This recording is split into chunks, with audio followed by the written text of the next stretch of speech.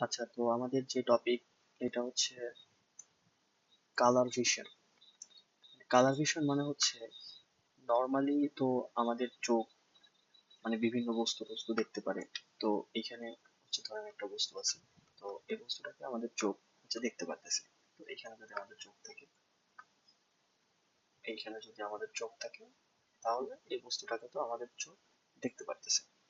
তো যেহেতু এই বস্তুটাকে আমাদের চোখ দেখতে পারতেছে, তো আসলে কালার ভিশনের মেইন কনসেপ্ট হচ্ছে আমাদের চোখ আসলে কিভাবে বুঝতে পারে যে এই জিনিসটার কালারটা আসলে কিভাবে বুঝতে পারে, এটা কি বেগুনি, নাকি এটা লাল, নাকি এটা কালো, নাকি সাদা।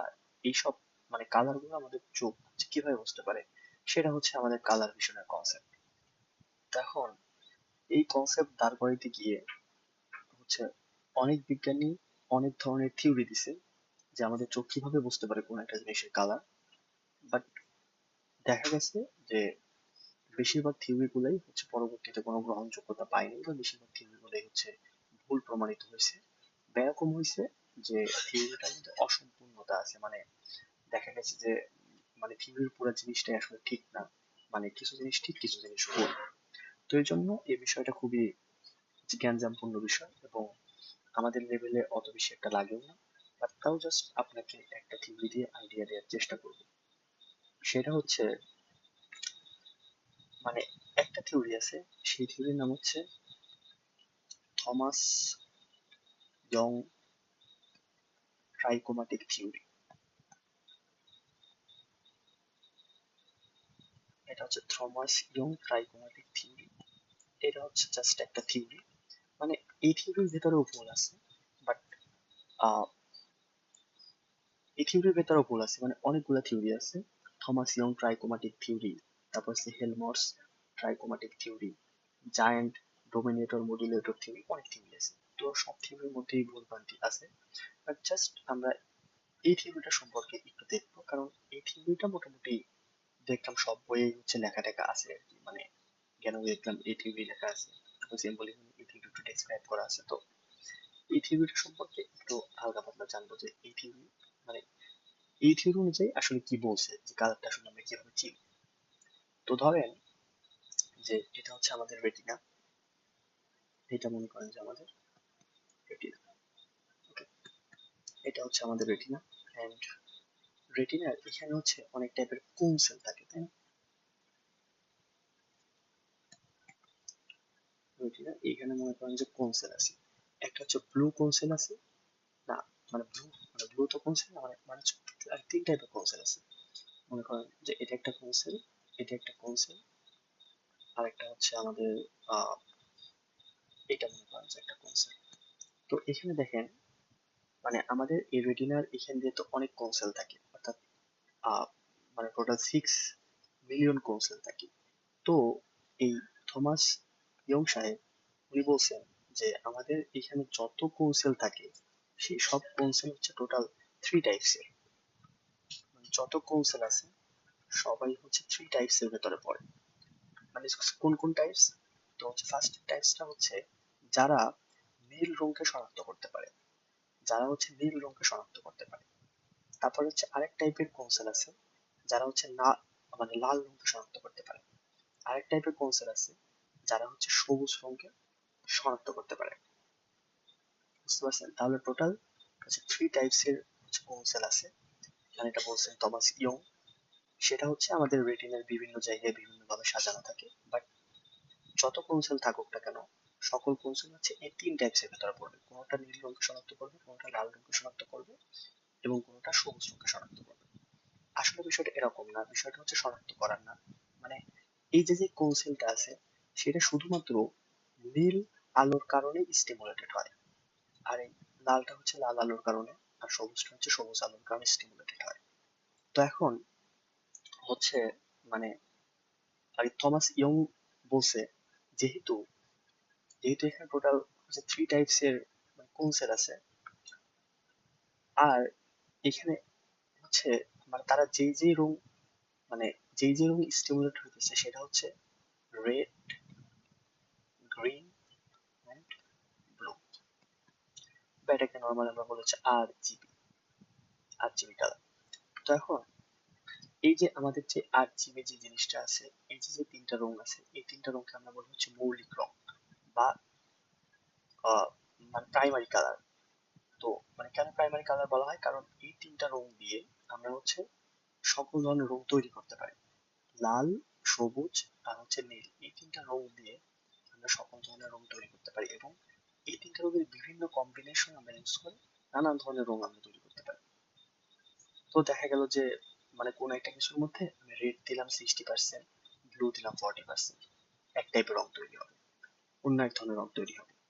তারপরে হচ্ছে কোন একটা রঙের মধ্যে আমি ধরেন যে গ্রিন দিলাম 30%, ব্লু দিলাম 30%, রেড দিলাম 40%, তখন দেখা যাবে যে ডিফারেন্ট একটা কালার তৈরি হবে আর কি। তার মানে এই তিনটা রং দিয়ে মানে আমরা মিক্সড করে আমরা ডিফারেন্ট ডিফারেন্ট কালার তৈরি করতে পারি, বিভিন্ন কম্বিনেশনে মিক্সড করে ডিফারেন্ট ডিফারেন্ট কালার তৈরি করতে পারি। তো এখন আমাদের রেটিনার সামনে ধরেন যে কোনো একটা বস্তুকে আমরা রাখলাম, রেটিনার সামনে আমরা কোনো একটা বস্তুকে রাখছি, এই বস্তুটার কালার আমরা জানি না, ধরেন আমরা জানি না, তখন আলটিমেটলি কি হবে, তখন আলটিমেটলি দেখা যাবে এখান থেকে তো বিভিন্ন রে গুলো আসবে, এখান থেকে বিভিন্ন রে আসবে। ধরেন যে এই জিনিসটার কালার হচ্ছে অরেঞ্জ,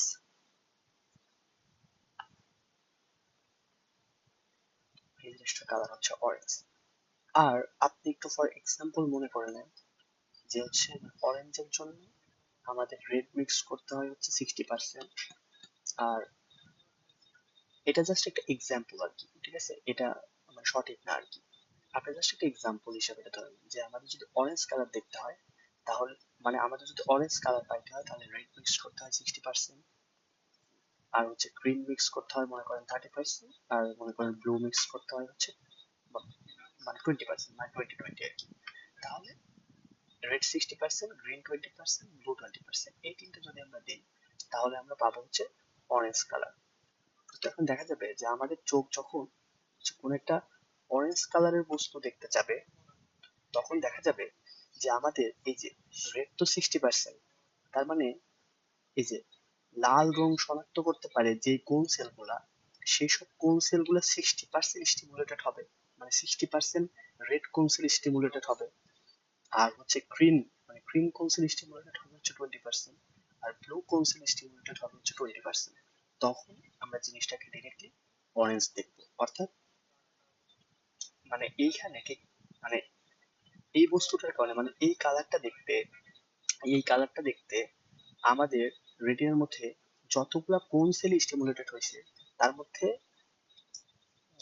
মানে রেড কোন সেল স্টিমুলেটেড হবে হচ্ছে 60%, গ্রিন হবে 20%, ব্লু হবে 20%, তখন এই জিনিসটাকে আমরা হচ্ছে অরেঞ্জ দেখবো। ঠিক মানে ঠিক হচ্ছে এরকম করে করেই ডিফারেন্ট কালার তৈরির জন্য এই প্রাইমারি কালারের যত যত পার্সেন্ট করে মিক্সড করতে হইতো, সেম কালারটা আমাদের চোখ শনাক্ত করতে এসব কোন সেল গুলা তত তত পার্সেন্ট করেই স্টিমুলেটেড হবে। মানে তখন আমাদের হচ্ছে চোখ হচ্ছে মানে কোন একটা কালারফুল বস্তু শনাক্ত করতে পারবে। এইভাবে কোন একটা চোখ মানে এইভাবে কোন একটা কালারফুল বস্তু আমাদের চোখ শনাক্ত করতে পারবে। এই থিওরিটা হচ্ছে থমাস ইয়ং ট্রাইকোমাটিক থিওরি।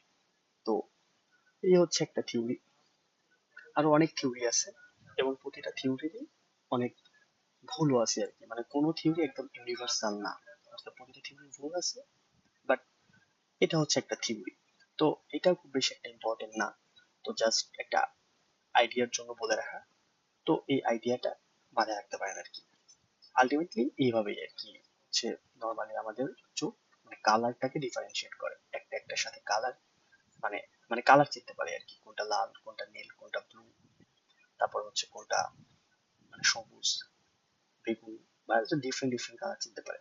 যেমন যদি লাল চিনতে হয় তাহলে শুধু লাল সেল স্টিমুলেটেড হয় 100%, অন্য কোনো সেল স্টিমুলেটেড হয় না, এটাও হয় না এটাও হয় না, একদম ডিরেক্ট লাল, তাহলে সে লাল চিনতে পারে।